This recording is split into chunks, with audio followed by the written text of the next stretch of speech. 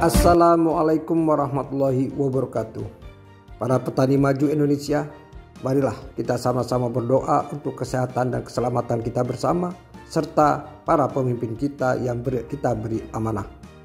Dan semua pekerjaan kegiatan yang kita lakukan pada hari ini akan berjalan lancar dan sukses, karena kita semua mempunyai semangat dan motivasi untuk selalu melakukan yang terbaik. Dalam pertemuan kita kali ini kita akan membahas masalah penyakit layu bakteri Pantoya.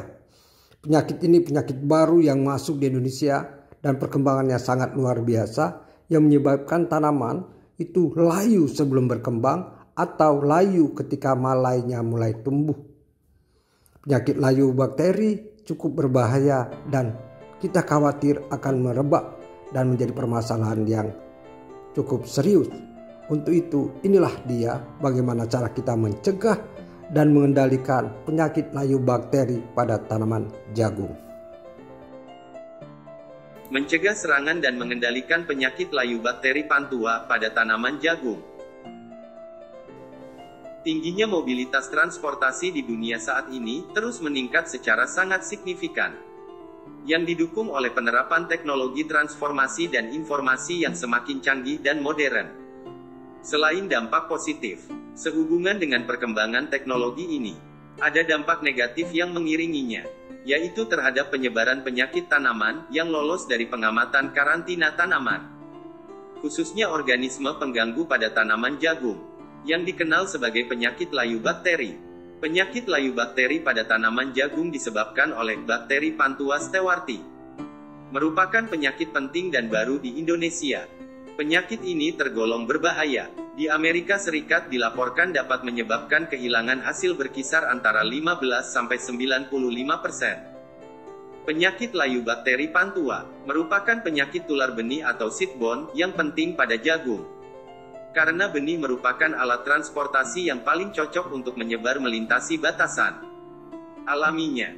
Saat ini penyakit layu bakteri tersebar di banyak negara, baik Eropa, Amerika, Afrika, dan Asia.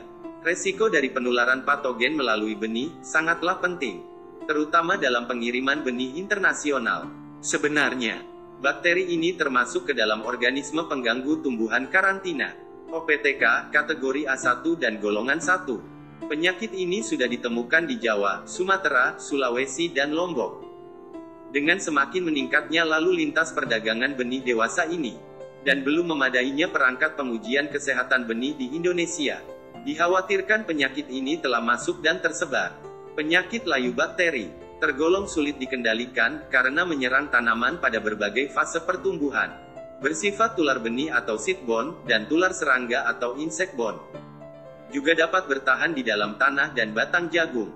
Gejala penyakit layu bakteri adalah tanaman menjadi layu dan kerdil dengan adanya garis hijau pucat kekuningan yang memanjang pada permukaan daun, dan gejala hawar berupa bercak memanjang di sepanjang pertulangan daun, dan pinggirnya mengalami nekrosis. Secara umum serangan penyakit layu bakteri terdiri atas dua fase. Pertama, terjadi pada tanaman muda, dan yang kedua terjadi pada tanaman dewasa terutama setelah munculnya malai.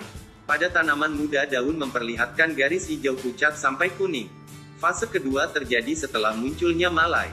Gejala berupa bercak pada daun. Bercak berupa goresan hijau sampai kuning dengan pinggiran yang tak beraturan dan bergelombang di sepanjang tulang daun dan juga di seluruh permukaan daun. Permukaan daun akan kering dan mati, dengan gejala seperti kekurangan nutrisi. Program pencegahan dan pengendalian, yaitu 1. Pengolahan tanah maksimal, atau maksimum tillage, yaitu membajak lahan dengan 2 kali perlakuan. Selain bajak singkal, dilanjutkan dengan garu untuk meratakan dan merapikan lahan. 2. Penggunaan kapur dolomit, dilakukan setelah lahan diolah, dengan menebarkan kapur dolomit secara merata di atas tanah. Dosis sesuai rekomendasi perhitungan kebutuhan kapur dolomit.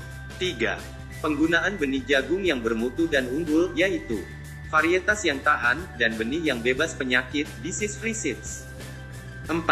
Perlakuan benih, atau seed treatment, yaitu menggunakan bakterisida, dengan bahan aktif imidacloprid, sebelum penanaman, atau menggunakan agens hayati, berupa perendaman benih pada suspensi Rhizobacteri.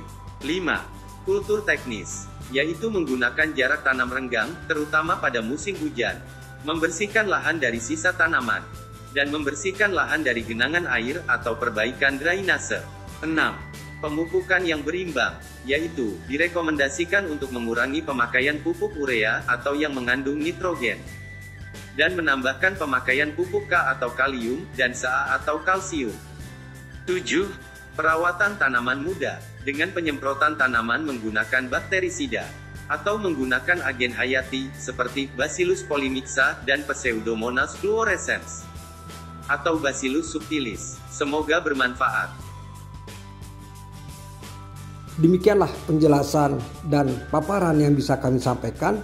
Semoga bisa dipahami dan dimengerti, dan bisa kita implementasikan di lapangan dalam rangkaian proses budidaya tanaman jagung kita.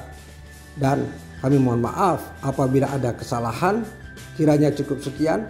Billahi taufiq wal hidayah. Assalamualaikum warahmatullahi wabarakatuh.